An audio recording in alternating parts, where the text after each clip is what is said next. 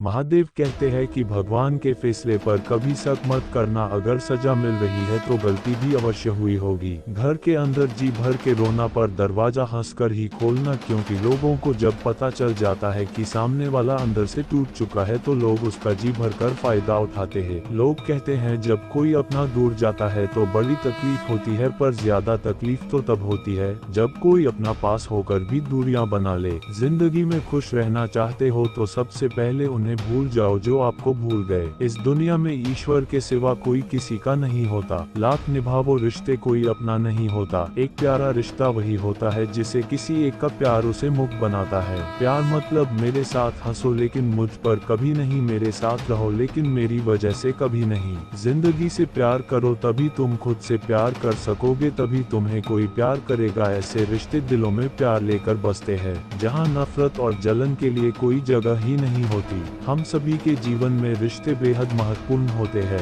कुछ रिश्ते हमें जन्म से ही मिले होते हैं तो कुछ रिश्ते हम खुद बना देते हैं। यह जरूरी नहीं है कि हम हर रिश्ते को खुश रख सके या फिर दुख की घड़ी में सभी रिश्ते हमारे साथ। कभी कभी करीबी रिश्तों में भी आपसी मतभेद की वजह से कड़वाहट पैदा हो जाती है, तो कई बार रिश्तों के टूटने तक की नौबत आ जाती है। रिश्ते बड़े नाजुक होते हैं, इसलिए हमें अपने रिश्तों को मजबूत बनाने के लिए प्रयास करना चाहिए और इनकी अहमियत को समझना चाहिए। अपने रिश्तों को बारिश की तरह ना बनाएं जो आई और गई, बल्कि रिश्ते ऐसे बनाएं जो हवा की तरह हमेशा आपके संग रहे। एक बार की बात है, एक राज्य का राजा था। उसे शिकार करने का बहुत ही शौक था। एक दिन वह राजा अपने सरदार और कुछ सैनिकों के साथ शिकार करने के लिए जंगल की ओर निकला। वह काफी दूर तक शिकार की खोज में निकल गया। ज्यादा दूर तक चलने से सभी को प्यास लगने लगी। सभी ने जंगल में पानी खोजना शुरू किया। फिर एक सैनिक को रास्ते पर एक कुआं दिखाई दिया। सैनिक ने राजा को ये बताया कि वहाँ पर एक कुआं है जहाँ से हम अपनी प्यास को शांत कर सकते हैं।